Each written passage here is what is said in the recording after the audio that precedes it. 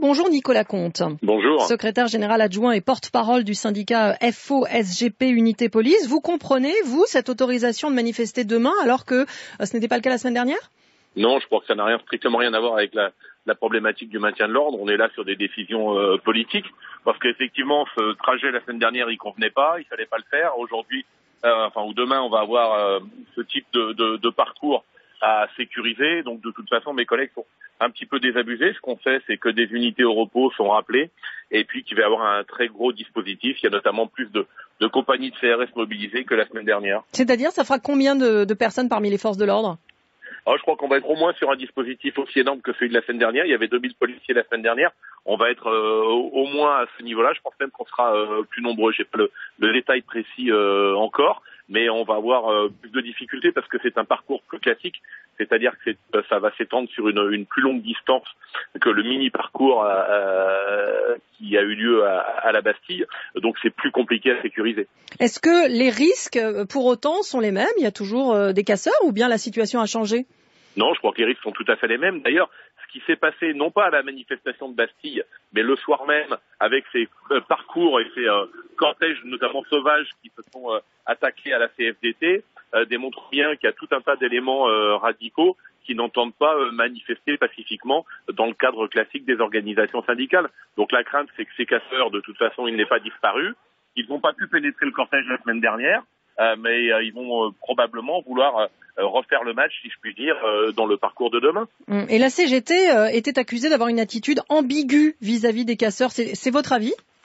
Nous, on a considéré que la CGT, au départ, avait eu un peu de faiblesse au niveau de son service d'ordre, mais que dans un certain nombre d'autres manifestations ensuite, le cordon sanitaire était plutôt bien fait entre les manifestants syndicalistes traditionnels et puis une nébuleuse dans laquelle se trouvaient les casseurs.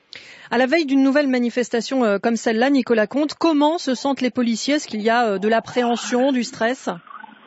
Il n'y a pas de l'appréhension ou du stress par rapport à la manifestation parce que les policiers qui vont être engagés là-dessus, c'est leur métier, ce sont des professionnels, ils maîtrisent parfaitement bien tout ça. Mais là où il y a de l'appréhension, du stress et du ras-le-bol, c'est sur l'emploi qui devient de plus en plus important, c'est-à-dire des heures de travail qui s'enchaînent, des repos qui sont supprimés. Donc là, il commence à y avoir un vrai sentiment de ras-le-bol et il faudra qu'à un moment donné, cet effort particulier que font les policiers dans la période actuelle, il soit reconnu, et ça veut dire qu'il soit reconnu sur la fiche de paye. Il va falloir qu'à un moment donné, il y ait une vraie reconnaissance de cet investissement. Vous voulez dire qu'il y a une colère qui monte? Oui, il y a un ras-le-bol qui monte. Alors, ce sont des policiers, donc ils font leur boulot. Simplement, au bout d'un moment, il faut bien comprendre que, les organismes se fatiguent et puis psychologiquement aussi, ça devient compliqué parce que tout ça se fait dans des tensions qui sont importantes et avec bien souvent des procédés extrêmement injustes qui sont faits à nos collègues. Un dernier mot sur cette fresque peinte sur un mur de Grenoble où on voit deux policiers matraquant une Marianne. Quelle est votre réaction? Vous voyez, c'est ce que j'évoquais en termes de fatigue psychologique des policiers. C'est-à-dire que les policiers, leur mission, c'est de faire en sorte que justement, dans une république, les manifestations puissent se passer sans qu'il y ait de désordre, sans qu'il y ait de casse pour les commerçants riverains, et en faisant en sorte que les manifestants puissent le faire en toute sécurité. Donc ça, c'est un investissement et mes collègues, au quotidien, ils protègent la population du risque terroriste. Ils permettent qu'il y ait des mouvements sociaux qui puissent s'exprimer. Et bien, quand on voit des fresques comme celle-ci, c'est un vrai sentiment de dégoût qu'on ressent parce que c'est un procès totalement injuste. Et puis, montrer des policiers qui matraquent la République, c'est honteux parce que le travail du policier, c'est au contraire de protéger la République. Mais que demandez-vous aux autorités? Par exemple, là, le maire de Grenoble, que doit-il faire? Il doit retirer cette fresque? Il doit s'excuser? Il doit faire les deux, oui, il faut retirer la fresque et puis il faut s'excuser d'avoir financé, officiellement une fresque comme celle-ci. C'est la moindre des choses qu'on doit aux policiers qui actuellement donnent beaucoup. Merci beaucoup, Nicolas Comte.